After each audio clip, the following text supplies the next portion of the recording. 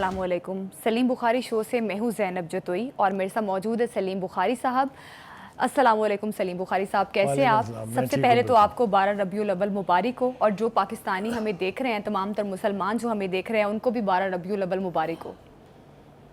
नाज़रीन, आज प्रोग्राम में हम बात करेंगे आइनी तरामीम का मुसवदा जो है वो जारी कर दिया गया है।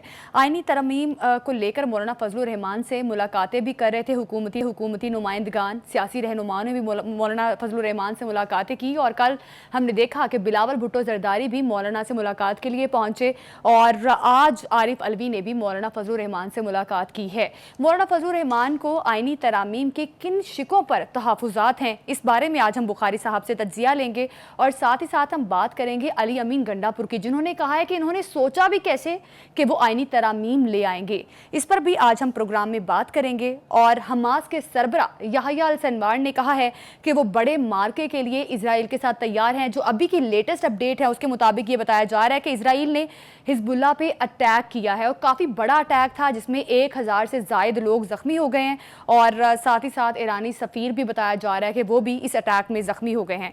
इस पर भी आज हम प्रोग्राम में बात करेंगे। वोट एक नया पत्थर, मकबूजा जम्मू कश्मीर में 3 मरहलों में इलेक्शन होने जा रहे हैं। 90 सीटें हैं जिस पर ये इलेक्शन होने जा रहा है। इस पर भी आज बुखारी साहब हमें तज्जिया देंगे। बुखारी साहब, सबसे पहले आइनी तरामीम का मुसरी कर दिया गया है, ठीक है, और मौलाना फजलुर रहमान के क्या मज़ीद तहफ़्फ़ुज़ात सामने आए हैं? क्योंकि मुलाकातों का दौर तो शुरू हुआ था बहुत पहले से। कल भी हमने देखा बिलावल भुट्टो जरदारी ने मुलाकात की, आज भी बड़ी अहम मुलाकात हुई आरिफ अलवी से। किस तरफ जा रही हैं चीज़ें? ख्याल ये था कि जब वो इजलास मुलतवी हो गया, जब मुलाकातें जो हैं दे केम टू ए हॉल्ट, कि अब ये कसिया कुछ दिनों के लिए शायद ख़त्म हो गया है जी, लेकिन ऐसा नहीं हुआ है। आपने देखा कि मुलाकातें जो हैं उनका सिलसिला अभी जारी है। कल भी बहुत सारी मुलाकातें हुई हैं जिनमें बिलावल भुट्टो जरदारी जो हैं वो प्रोमिनेंट है इसलिए कि वो ज़्यादा देर से और ज़्यादा वक्त के लिए इंगेज्ड हैं मौलाना के साथ। देखिए, गुजारिश है कि क्या हुआ है, पस पर्दा क्या मुहर्रिकात थे, हम कोशिश करेंगे उसके ऊपर कि जो हमारी मालूमात है उसके मुताबिक थोड़ा सा उसके ऊपर से पर्दा हटाएं हम। बिल्कुल, बहुत कुछ हुआ है, इसमें कोई दो राय नहीं है, और बहुत कुछ हो रहा है और बहुत कुछ अभी होगा। So the game is not over yet. असल में बात यह है कि everybody was trying to play smart, but let me tell you, Maulana has played smartest. बिल्कुल, जिस तरह से लाइमलाइट में सब कुछ हलवा जो हुकूमत समझती थी कि तैयार है, और बस कल हम पार्लियामेंट में जाएंगे, इजलास हमने बुला रखा है, चुटकी बजेगी और तरामीम पास हो जाएंगी। वो ख्वाब उनका अधूरा अगर रह गया है या शर्मिंदा ताबीर नहीं हुआ, तो उसका क्रेडिट जो है वो स्वयं मौलाना के आप किसी और को नहीं दे सकते। देखिए, मैं इसलिए ये कह रहा हूँ कि अगर फ़र्ज़ कीजिए कि मौलाना मान जाते हैं तो PTI तो नहीं रोक सकती ना उसकी पैसेज को, वोट तो पूरे हो जाते हैं। ज़ाहिर है। तो क्या पता चला कि मौलाना is the only hurdle in the way of getting all these amendment passed. ठीक है जी, बिल्कुल। अच्छा, मौलाना साहब ने क्यों रुकावट बनना जो है उसका फैसला किया, इसके ऊपर भी मेरे ख्याल से थोड़ी सी गुफ्तगू हमें करनी चाहिए। पहली बात तो ये है कि मौलाना साहब की अगर सियासत के ऊपर आप पलट के देखें, पूरी एक नज़र दौड़ाएं उनकी सियासत पर, तो वो हमेशा अपने मुखालिफ लोगों को और जितने भी पॉलिटिकल पार्टीज होती हैं उनको एंगेज रखते हैं। हाँ, वो he is a great believer of negotiations. बिल्कुल, कि टेबल के ऊपर बैठे और सेंसिटिव मसलों को हल कर ले। दूसरी बात यह है कि मौलाना इस मामले में इंडिपेंडेंट है, उनके ऊपर कोई प्रेशर नहीं है कि किसी वजह से आप कहें कि जिसको ज़रूर करना चाहिए कि वो इत्तेफाक करें और ये अमेंडमेंट पास हो जाए। मर्जी के मालिक हैं भाई, वो ही Leeds A political party of his own.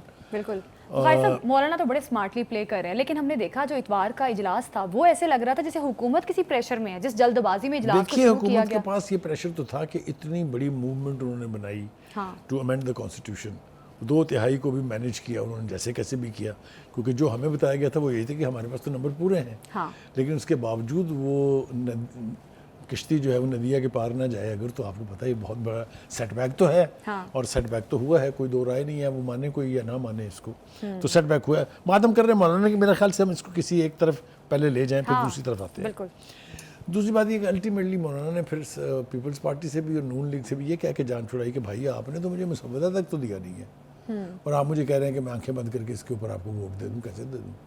तो मुसवदा दें, जो कि अब हमारी इतला ये है कि वो मिल गया हुआ है उन्हें, मुसवदा। वो वो कह रहे हैं मुख्तलिफ राशिद ड्राफ्ट दिए सुब्रो गए साहब हैं जो सिंध के सदर भी हैं और JUI के मरकज़ी रहनुमा हैं। उन्होंने ये कहा है कि जी मुसवदा जो है मिल गया है और इस वक्त जो JUI के लॉ मेकर्स हैं वो उसको रिव्यू कर रहे हैं, उसकी कंडीशंस को। ठीक है, हमने ये देखना है कि क्या ये वाहिद रीज़न है इस अमेंडमेंट के रास्ते में रुकावट या और दीगर वजूहात भी हैं। हाँ जी, वो थोड़ा सा मेरे ख्याल से हमें पीछे जाना पड़ेगा। हाँ हाँ, मौलाना को ये गिला है कि 2024 के इलेक्शन में ना ही तो इस्टेब्लिशमेंट ने मेरा साथ दिया और ना ही मेरे इत्तेहादियों ने, जिनमें पाकिस्तान पीपल्स पार्टी और नून लीग शामिल है। जी, अच्छा जी, क्यों उनको ये गिला है? इसलिए कि अगर आपको याद हो, अदम इत्मीनान की तारीख पास नहीं होती थी अगर मौलाना साथ नहीं देते तो। हाँ। एक PDM नहीं बनती थी अगर मौलाना साहब कोशिश ना करते हाँ जी। और लीड ना करते फ्रॉम द फ्रंट। बिल्कुल, ठीक है, उसके बाद जनाब वो हुकूमत बन गई, उसके बाद आ गई इलेक्शन की बारी। इलेक्शन में उनको और भी ज़्यादा और शदीद गिले हैं कि हमें बिल्कुल हमारे रहमो करम पर छोड़ दिया गया, अल्लाह के रहमो करम पर छोड़ दिया गया। और KPK जिसमें PTI जो है वो क्लेम करती थी कि जी वो तो बस अंधेर सफ़ेद सब की मालिक है, तो मेरी मदद किसी ने नहीं की है। तो मौलाना का गिला बिल्कुल जेन्युइन है, इसमें कोई दो राय नहीं। हमने देखा कि हुकूमत बनने के बाद मौलाना को एक तरह से दीवार के साथ लगा दिया था, वो गिले शिकवे करते रहे सब। ठीक है जी। दूसरी बात यह है कि जरदारी साहब और नवाज शरीफ जो है, इनसे ज़ाती दोस्ती है मौलाना की, बड़ी पुरानी दोस्ती है। उन्होंने भी हुकूमत बनने के बाद 2024 का इलेक्शन जो 8 फरवरी को हुआ, उसके बाद उन्होंने भी मुड़ के नहीं देखा मौलाना साहब किधर हैं जी। तो वो घूंट कैसे पीते रहे होंगे तलखी के, ये तो कोई उनसे जाके पूछे। लेकिन जब उनका फिर वक्त आएगा तो वो फिर उनको हिसाब तो करेंगे ना जी, हिसाब किताब तो करना बनता है ना उनका, जाहिर है। तो वो हिसाब किताब उन्होंने किया है और इस रास्ते की दीवार बन के खड़े हो गए हैं। ठीक है जी। मौलाना साहब ने जो तकरीर की पार्लियामेंट के अंदर, वो भी काबिल गौर है। उन्होंने दोनों ही दुखती रगों पर हाथ रखा है। उनका जी अगर तो आप लेजिस्लेशन के ज़रिए आर्मी चीफ को 3 साल की एक्सटेंशन का राइट दे देते हैं तो पार्लियामेंटेरियंस ने क्या बिगाड़ा है आपका भाई? हमें भी 3 साल की एक्सटेंशन दे, सही। 5 साल का टेन्योर, 3 साल की एक्सटेंशन, तमाम MPs जो है 8-8 साल MPs रहेंगे। दूसरी बात उसने कही कि जो आपका अदालती निज़ाम है ये आउटडेटेड हो चुका है। जजेस की का एक ग्रुप एक पार्टी को सपोर्ट कर रहा है, दूसरा ग्रुप दूसरी पार्टी को सपोर्ट कर रहा है। तीसरी बात जो उन्होंने यानी बहुत ही कमाल की है वो ये है कि ये तासुर उभर रहा था कि हुकूमत काजी फायज ईसा को 3 साल की एक्सटेंशन देना चाहती है। हाँ जी। पहले तो हुकूमत ने कहा कि नहीं जी हम तो एक्सटेंशन नहीं देना चाहते, हम तो जी जजेस की उम्र में 3 साल का इजाफा कर रहे हैं, which is one and the same thing. भाई उनको 3 साल का मजीद अगर रहना था by giving him the extension, और वो अब 3 साल मजीद रह रहे हैं because of the extension in the age, तो काजी साहब तो वहीं के वहीं रहे ना, ऐसे तो जज रहे। एनीवे, इसके ऊपर भी उनकी बहुत सीरियस रिजर्वेशंस है। उनका ख्याल ये है कि अब वो एक्सटेंशन वाला मामला तो गया है हवा में, क्योंकि जो अब ये मुसवदा आया है उनके पास, उसके अंदर उस 3 साल की एक्सटेंशन का कोई जिक्र नहीं है। तो एक तो ये कामयाबी है मौलाना साहब की, ये याद रखिए आप।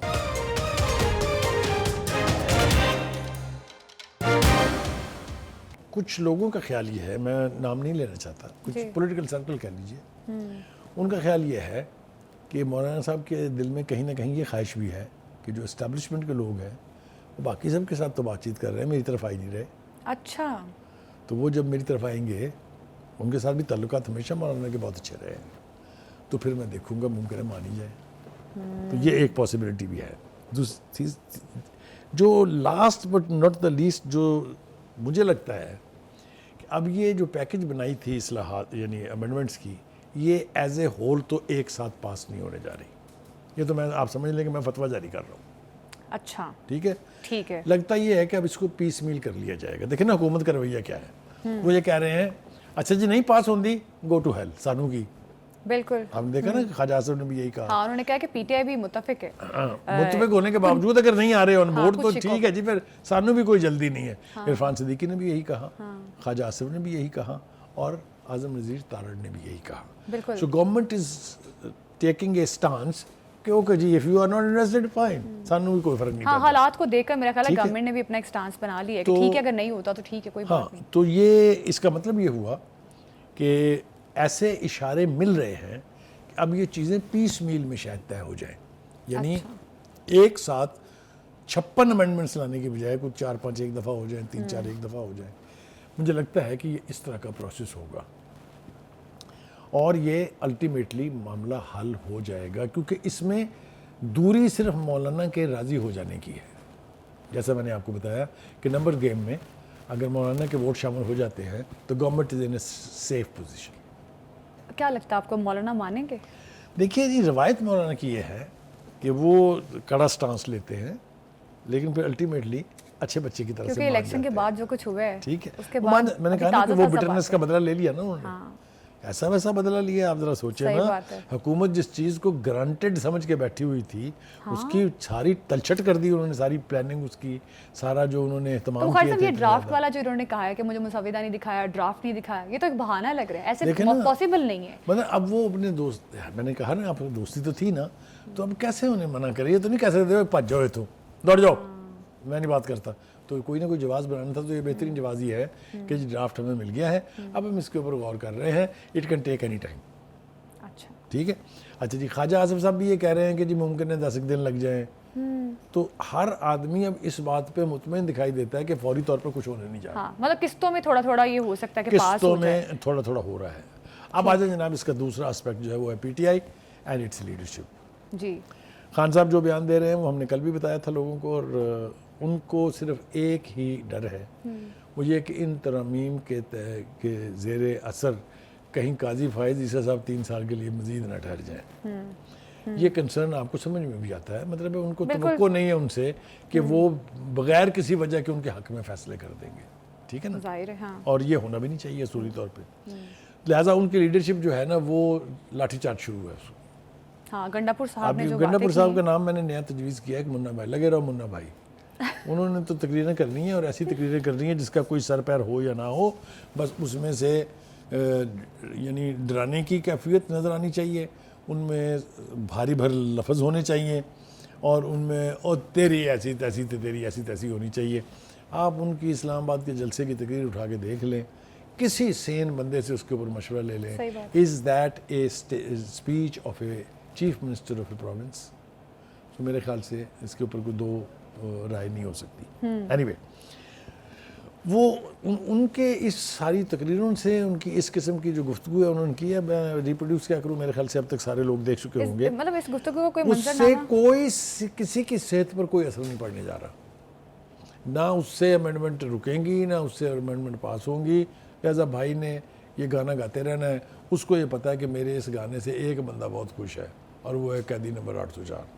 اچھا، اڈیالہ جیل میں بندہ بیٹھ کے شاباش بھی دے رہا ہے. آپ کو پتا نا اس نے ہر اس کی تقریر کو اکنالج تو کیا. یہ ساری تقریریں کیا ان کو خوش کرنے کے لیے کر رہے ہیں؟ تو انہوں نے اکنالج نہیں کیا، انہوں نے اونرشپ نہیں لی ان کی ہر تقریر کی. معافی بھی تو مانگی ان کے، جو انہوں نے صحافیوں پہ جو دیکھیے صحافیوں سے معافی مانگی. باقی میں نوٹ بخوا میرا موڈ بنے، میں ڈھول لے کے برات لے کے آؤں گا، وہ بھی تو انہیں کی تقریر کے حصے تھے نا. تو سب کی تو اونرشپ لے لی. یہ بات اپنے کانفیڈنس سے کہہ کیسے سکتے ہیں کہ اگر یہ آئینی ترامیم لے کر آتے ہیں تو ہم تو پیش ہونے ہی نہیں دیں گے، یہ تو جمہوریت پر حملہ ہے. میں نے کہا نا کہ یہ ریٹرک ہے. میں آپ کو ایمانداری سے بتاؤں، پی ٹی آئی در حقیقت یہ چاہتی ہے کہ بھائی ہمیں بھی آپ اس کا حصہ بنائیں، ہم اس پروسیس کا حصہ بننا چاہتے ہیں.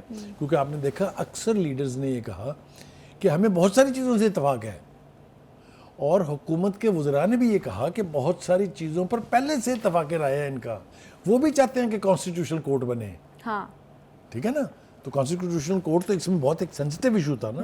تو اگر اس کے اوپر رضامندی ہے تو اس سے ایک اشارہ یہ ملتا ہے اگر سنجیدہ کوششیں کی جائیں تو آہستہ آہستہ کسی نہ کسی کنسنسس کی طرف بڑھ کے آپ بہت ساری ترامیم جو ہیں وہ لا سکتے ہیں، تاکہ عدلیہ کے نظام کو بہتر کیا جا سکے، تاکہ یہ ایکسٹینشن کے جو ایشوز جو ہر تیسرے سال کھڑے ہو جاتے ہیں ان سے جان چھوٹے. اچھا، رانا ثناء اللہ صاحب نے بھی کہا ہے کہ وقتی طور پر کامیابی نہ ملنا حکومت کی ناکامی نہیں ہے، یہ بھی انہوں نے بات کہی ہے. اور پھر یہ بھی کہا کہ پی ٹی آئی سے ہماری غیر رسمی بات ہو چکی ہے. دیکھا میں نے کیا کہہ رہا تھا میں. دیکھیے آپ نا کسی بھی بڑی مین سٹریم پارٹی کو پولیٹیکل پروسیس سے الگ نہیں کر سکتے.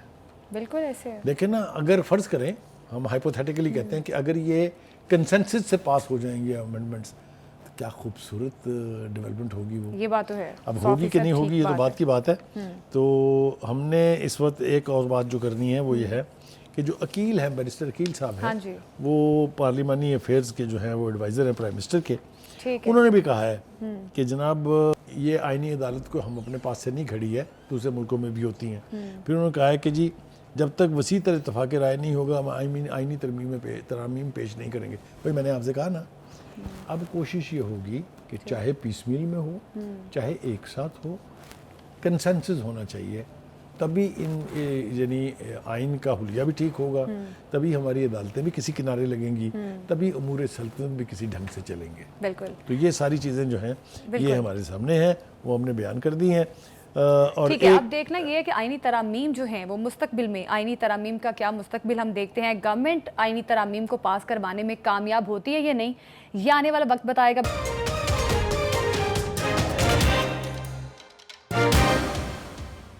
اسرائیل نے حزب اللہ پہ اٹیک کیا ہے اور جس کے نتیجے میں 1000 سے زائد لوگ زخمی ہو گئے ہیں, اور یہ بھی بتایا جا رہا ہے کہ ایرانی سفیر بھی اس میں زخمی ہو گئے ہیں. بخاری صاحب, اسرائیل کی ایک لمبی ہسٹری ہے اگر دیکھا جائے سیٹلائٹ اٹیکس کی, اور یہ جو سائبر اٹیک کیا انہوں نے وائرلیس کے ذریعے, کس طرح سے دیکھتے ہیں آپ اس کو؟ دیکھیے 2-3 باتیں جو ہیں وہ اس سے واضح ہیں. ایک تو یہ کہ اس کا مطلب یہ ہے کہ گراؤنڈ فورسز کے ذریعے وہ اپنے وہ اہداف حاصل نہیں کر سکے جو وہ کرنا چاہتے تھے. وہ ہم بعد میں آئیں گے, جو السنوار نے جو صورتحال بتائی ہے وہاں کی اس کی طرف. تو اب یہ حربے استعمال کرنے شروع ہو گئے ہیں. لیکن ایک بات جو میں اس میں اضافہ کرنا چاہتا ہوں وہ یہ ہے, یہ ٹیکنالوجی جو ہے یہ اسرائیل کی اپنی نہیں ہے, یہ انہیں یقینی طور پہ ان کے اتحادیوں میں سے کسی نے دی ہے, چاہے وہ امریکہ ہے, چاہے برطانیہ, چاہے فرانس ہے. اور اس طریقے کے نئے حربے استعمال کر کے اگر جنگ جیتنے کی کوشش کی جائے گی, کیا نتیجہ نکلے گا یہ تو ہمیں پتہ نہیں ہے. لیکن جیسا میں نے کہا کہ ایک قوم, ایک سوچ, ایک آزادی کی جنگ, یہ اپنے منطقی انجام کو پہنچے بغیر کبھی ختم نہیں ہوتی. جی ٹھیک ہے.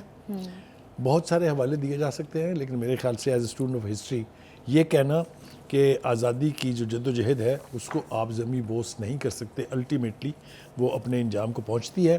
آپ دیکھیے کتنا بڑا ظلم ہے یہ کہ آپ صرف کمیونیکیشن کا اگر یعنی ایک آلہ یا آلہ جات تباہ کر دیں وہ ایک بات ہے, لیکن اس کے ساتھ 1000 لوگوں کا ہسپتال پہنچ جانا, جس میں آپ نے یہ بھی بتایا کہ ایرانی سفیر بھی شامل ہیں, تو ایک قیامت صغریٰ کا منظر ہوگا وہاں پر. آپ دیکھیے کہ ہسپتال بھر گئے ہیں, بلڈ ڈونیشن کی صحیح بات ہے, پورا کمیونیکیشن سسٹم تباہ کر دیا ذرا آپ نے. منظرنامہ دیکھیں نا, ہم یہاں بیٹھ کے خبروں کے اوپر تبصرہ آسانی سے کر دیتے ہیں, لیکن اگر آپ وہاں منظر کے اوپر ہوں تو آپ کو پتہ چلے کہ اس کی ڈیواسٹیشن کتنی ہے. But still hats off to the people of Palestine and Hezbollah as well as Hamas کہ وہ اس تمام تر بربریت کے باوجود کہ اتنے خوفناک جنگ جو ہے ان کے سروں پر مسلط ہے, وہ ابھی تک ریزسٹ کر رہے ہیں. بخاری صاحب, اب حزب اللہ کے پاس کیا آپشن ہوگا کمیونیکیشن کا؟ ہم نے دیکھا کہ حماس جس طرح سے پرچیوں کے ذریعے کمیونیکیٹ کرتے ہیں, کیا آپ یہ کریں گے؟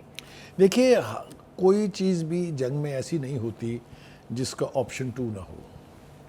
کمیونیکیٹ کرنے کے ذرائع بہت زیادہ ہیں ان کے پاس. آپ کو یاد ہوگا ٹنل سسٹم کی کتنی بات ہوئی. ہاں جی. دنیا میں سمجھتا ہوں کہ اس طرح کی گریلا وارفیئر کے لیے ٹنل سسٹم جو فلسطینیوں نے اور خاص طور سے حماس نے پورے غزہ کی پٹی کے نیچے جو ہے وہ تعمیر کیا تھا, اس نے سال ہا سال اسرائیل کو پریشان رکھا ہے, کیونکہ لوگ ان کے ذریعے اسرائیل کے علاقے میں پہنچ کے وہاں جا کے اپنی جنگی آزادی جو ہے وہ لڑ رہے تھے. اس کے ساتھ ساتھ اس وقت وہاں صورتحال کیا ہے؟ بخاری صاحب, یہ بہت بڑا اٹیک ہے حزب اللہ پہ. اب حزب اللہ کیا جوابی اٹیک کرے گا اپنے بڑے ویپنز کے ذریعے تاکہ اسرائیل کو بھی سبق سکھایا جا سکے؟ دیکھیے اسرائیل کو حزب اللہ بلیڈ تو کراتا آ رہا ہے. آپ نے دیکھا کئی مرتبہ انہوں نے ان کا وہ جو آئرن ڈوم ہے اس کا بھرم توڑا ہے. ابھی حال ہی میں حوثیوں نے جو میزائل استعمال کیا ہے, وہ تو بھرم ٹوٹ گیا. وہ آپ نے دیکھا ہوگا کہ اتنی بڑی پینیٹریشن ایک ایسے سسٹم کے بیچ جس کو کہا جاتا تھا کہ یہ ایک ایسا حصار ہے جس کو کوئی توڑ نہیں سکتا ہے, اس میں اتنے بڑے اور اتنے خوفناکی اپنے اندر رکھنے والے میزائل کا انٹر ہو جانا اور ہٹ کرنا جا کے. ایسا نہیں ہے کہ وہ صرف داخل ہوا اور اس نے کیا کچھ نہیں ہے.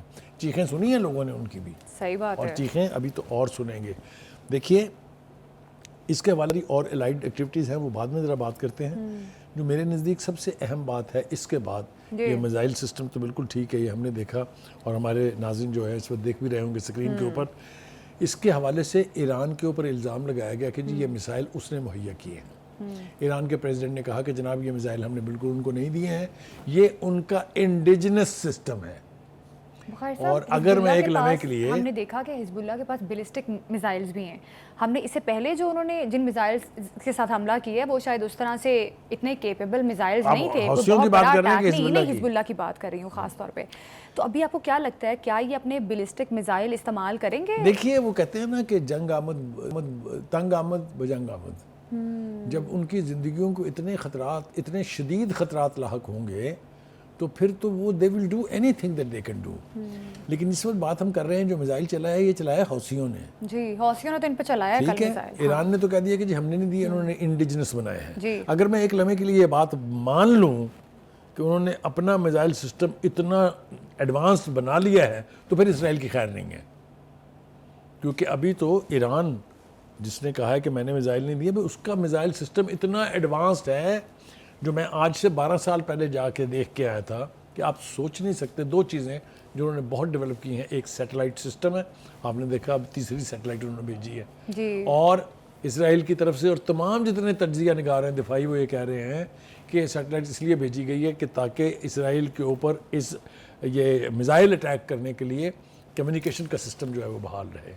اس کو تو کچھ نہیں کہہ سکتے نا آپ جو ہوا میں ہے, ظاہر ہے. ٹھیک ہے. تو کہنے کا مطلب یہ ہے کہ یہ کچھ ہوگا, سب کچھ کیا جائے گا. میرا نہیں خیال کہ فلسطینین یہ جنگ اتنی آسانی سے ہار کے اسرائیل کو اپنے سارے علاقے پر قبضہ کرنے دیں گے. جیسا میں نے کہا تھا ذرا انسنوار کی طرف آتے ہیں, وہ کیا کہہ رہے ہیں. وہ یہ کہتے ہیں کہ جی اب تک کی جنگ نے 2 کام کیے ہیں. ایک تو ہماری کیپیسٹی کو اسٹرینتھن کیا انہوں نے to resist Israeli troops and forces in Gaza strip, اور ہم ایک چور کر دینے والی طویل جنگ کے لیے تیار ہیں.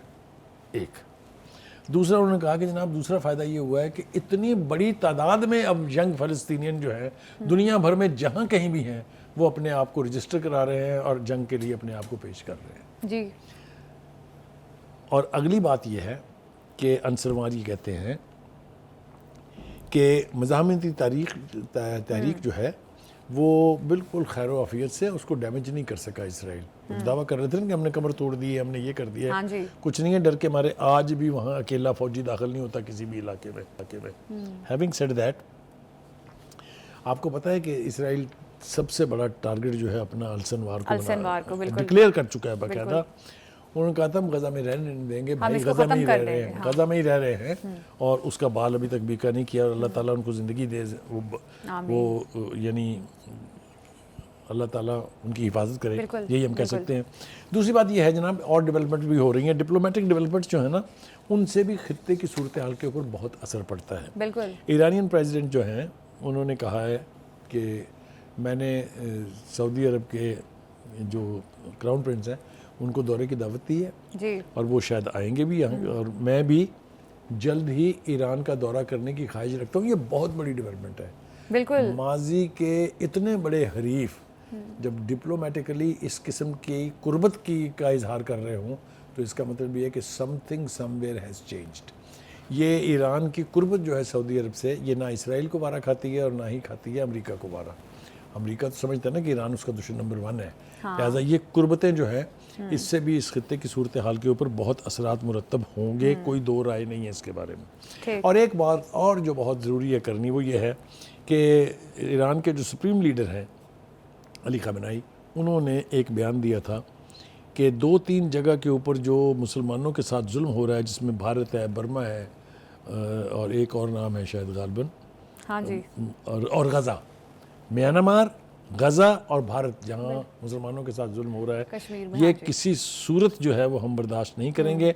اگر ہم ان مصائب سے غافل ہوں تو یہ ہماری ذمہ داری بنتی ہے کہ ہم ان کی مدد کو پہنچے. بہت تکلیف ہوئی ہے جناب مودی صاحب اور مودی صاحب کی حکومت کو اس کے اوپر, انہوں نے احتجاج بھی کیا اس کے اوپر. تو میں سمجھتا ہوں کہ ایران کا یہ بیان دینا کہ مسلمان جہاں جہاں بھی مشکلات سے دوچار ہے، مسلم امہ کی ذمہ داری ہے کہ ان کی مدد کو پہنچیں، ان کے ساتھ شانہ بشانہ کھڑے ہو کے لڑیں۔ اب اس کا کسی کی صحت پر اثر ہوتا ہے کہ نہیں ہوتا ہے؟ اچھا بخاری صاحب، ہم نے دیکھا کہ ایران اسماعیل ہنیہ کی شہادت کا کہتا تھا کہ بدلہ لیں گے ہم نے دیکھا ہے کہ اب جیسے جیسے وقت آگے گزر رہا ہے ایرانی صدر ایران ایسے لگ رہا ہے جیسے پیچھے چلا گیا ہے۔ دیکھیں یہ ایک تاثر ضرور ہے، لیکن اس کی بار بار ایران کی لیڈرشپ کی طرف سے تردید کی جا رہی ہے۔ ابھی بھی جو میں ایرانین پریزیڈنٹ کے بیان کی بات کر رہا ہوں، اس میں انہوں نے کہا ہے کہ یہ تاثر غلط ہے کہ ہم نے گیو اپ کر دیا اس کے اوپر۔ ہم وہ چونکہ ہماری ٹیریٹری کے اندر داخل ہو کے اسرائیل نے وہ کارروائی کی ہے، وہ ہم اس کا بدلہ ضرور لیں گے، لیکن وقتی طور پر ہم نے اس صورتحال کے ساتھ کمپرومائز اس لیے کیا ہے کہ غزہ کی صورتحال جو ہے تاکہ اس کا کوئی حل نکل سکے۔ معافی شافی وہ نہیں ہوتی، جب ریڈ فلیگ لہرا دیا جاتا ہے نا تو کچھ نہ کچھ آپ کو کرنا ہوتا ہے۔ وہ کب ہوگا، کیسے ہوگا، ایران نے فیصلہ کرنا ہے۔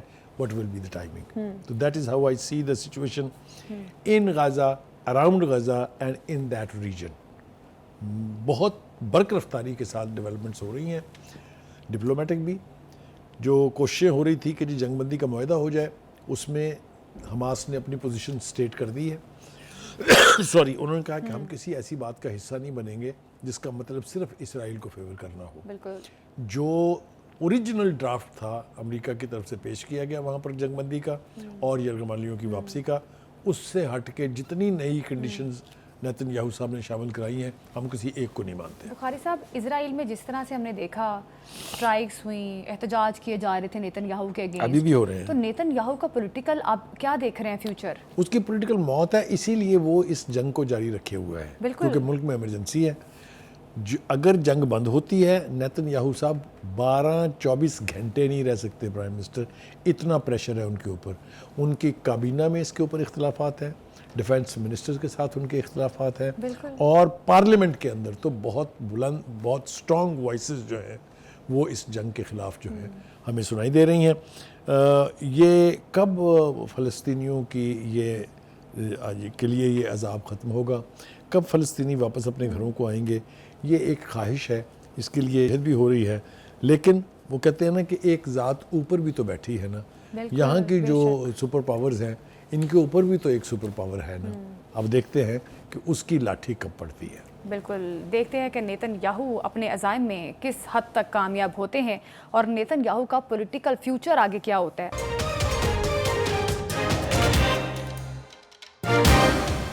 مقبوضہ جموں و کشمیر میں 90 سیٹوں پر اسمبلی الیکشن ہونے جا رہے ہیں۔ بخاری صاحب، کہیں نہ کہیں خوشائن بھی ہے کہ جن کو پتھر پھینکنے والوں کو کہا جاتا تھا احتجاجی دہشت گرد، اب ووٹ کے ذریعے اپنی جنگ لڑیں گے۔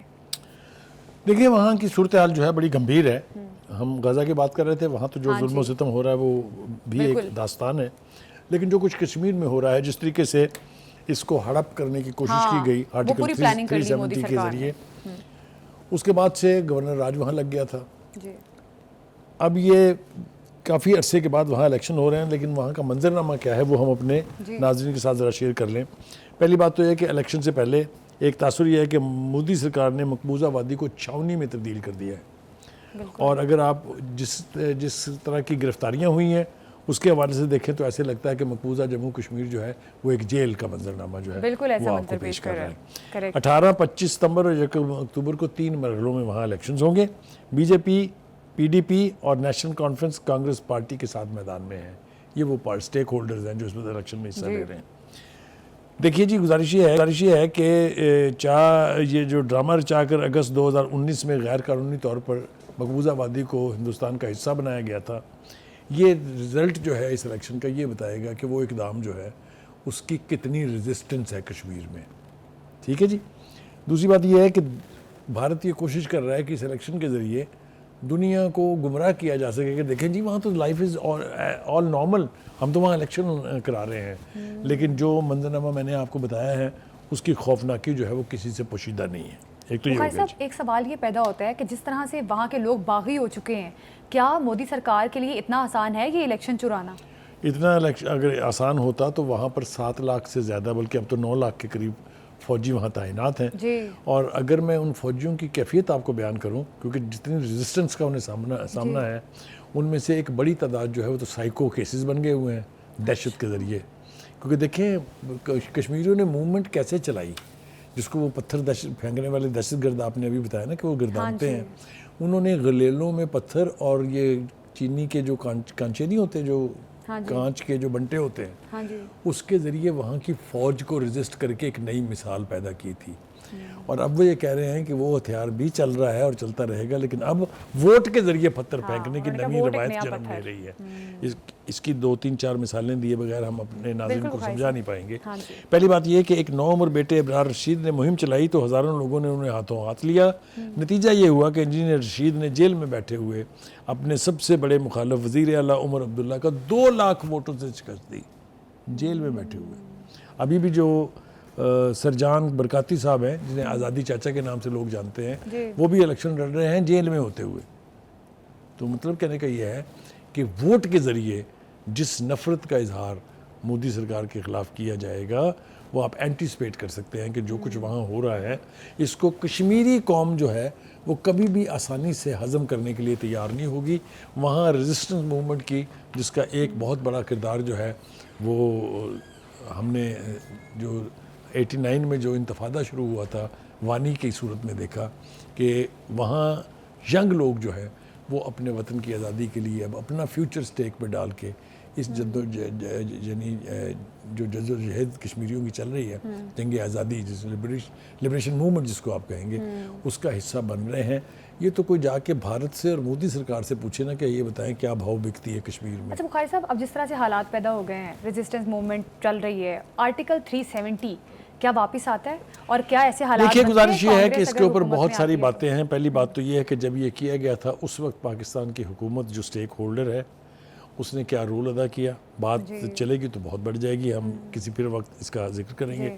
لیکن جس خاموشی سے پاکستان کی حکومت نے برداشت کیا، جس خاموشی سے اسلامی دنیا کی جو تنظیمات ہیں، جس طرح OIC ہے یا دیگر جو ادارے ہیں، انہوں نے جس سردموری کا یعنی کردار ادا کیا، اس کی وجہ سے India could do it so easily.